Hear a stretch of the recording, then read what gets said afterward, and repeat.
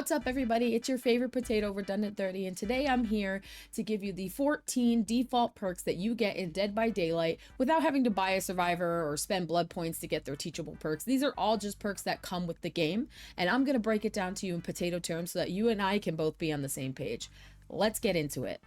Will Make It gives you a 100% speed increase when you unhook somebody, and it has a 90-second timer on it, so you can actually use it to heal other people, including yourself, and it'll still give you that same speed increase. This is a really good overall perk, especially if you bring a med kit now with how med kits work, to just help your team out and make sure that they are healthy and ready to go for the next chase.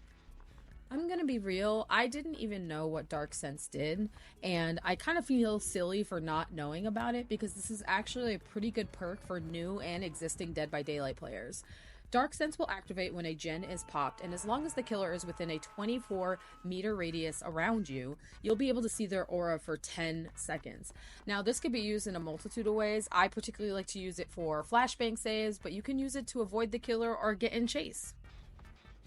Deja vu. I think personally that deja vu is made poorly by behavior because what it does is it shows 3 generators which are really close together, and it'll give you a 6% repair speed bonus on those particular gens. Now, this does put you in some sticky situations because a lot of people will just do those 3 gens and then force you into a 3 gen anyway. I don't know. This perk needs to be reworked in my honest opinion, but I digress. Now, this is one of the most useless perks, in my honest opinion, that comes as a default perk in Dead by Daylight. It's called This Is Not Happening. And when you are injured, your great skill check area that you see when you're actually getting skill checks, as you can see, it took me forever to get a skill check in this video, it's 30% bigger. That's all. I think personally that that's kind of a waste, but you know what? Use it at your own risk. Kindred is one of my favorite perks to use in solo queue because it actually helps you see the aura of the killer when you are on the hook, as long as they're within a 16-meter radius of the hook, but it also helps you see your teammates' auras. So in this scenario, I was able to see that Trapper had hit Felix, and also I could see that Trapper placed a trap down on a certain staircase. So that particular information actually helped us rescue both of our teammates from the basement. Small game. If you are anything like me and you hate annoying sounds, this perk is definitely not for you. This particular perk gives you a 45-degree cone, and it will ding every single time you look into that cone and a totem is within 12 meters from you. Now, each time that you cleanse a totem, you do gain a stack, which means the degrees of the cone where the totem is will get smaller, but it is the most annoying perk in this game. I hate that ding sound. Spine Chill has a little meter on the perk that whenever the killer is within a clear line of sight of you within 36 meters, it will slowly fill up the closer they get to you. However, it also gives you a 6% speed increase for repairing, sabotaging, healing, unhooking, cleansing, blessing totems, opening exit gates, and unlocking chests. And it lingers for 0.5 seconds after the killer looks away or is out of range. Aside from that, Spine Chill doesn't do anything else. No One Left Behind is actually a really good endgame perk if you make it to endgame. It gives you 100% additional blood points for healing and unhooking survivors once the gens are done and the exit gates are powered. It also gives you a 50% bonus action speed when you're healing and unhooking other survivors. The survivor that does get unhooked has a 7% movement speed bonus for 10 seconds, which is really helpful in getting away and getting to the exit gates. Also, the biggest thing that I would say that is very helpful is the aura reading that you get with it. The minute the exit gates are powered, you get to see where everybody is, which is amazing. And now that only works for you, however, so your teammates won't be able to see each other, but you will be able to see them. Plunderer's Instinct will give you the ability to see the auras of all unopened chests and items in the environment, as long as you're within a 32-meter range.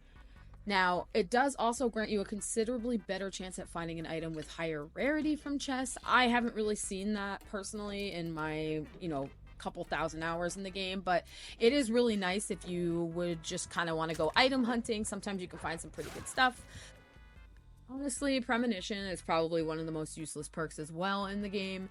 In a 45-degree cone, as long as the killer is within 36 meters, you will hear a little sound notification, and it has a 30-second cooldown.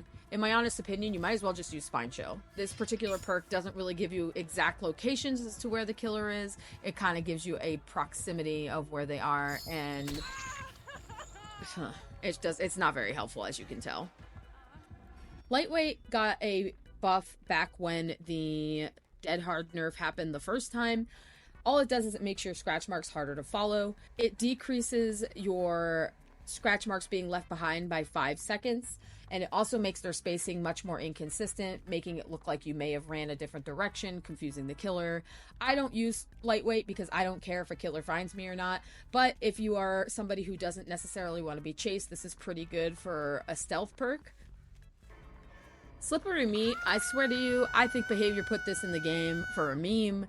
What it does is it gives you 3 extra escape attempts on the hook before you would go into second stage. Each time that you attempt to unhook yourself, it increases the chance that you actually can unhook yourself by 4%.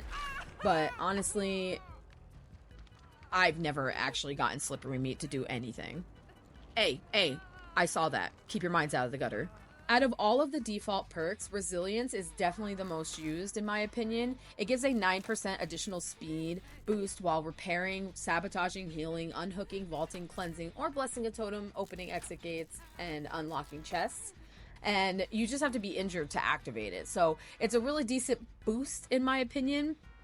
Especially with the vaulting speed when you're in chase. That is extremely, extremely helpful because killers don't anticipate it despite it being one of the most popular perks.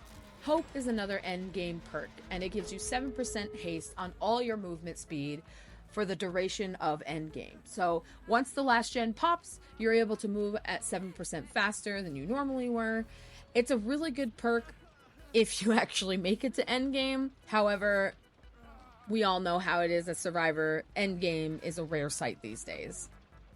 And those are all the 14 perks that you get, and you can use however you see fit.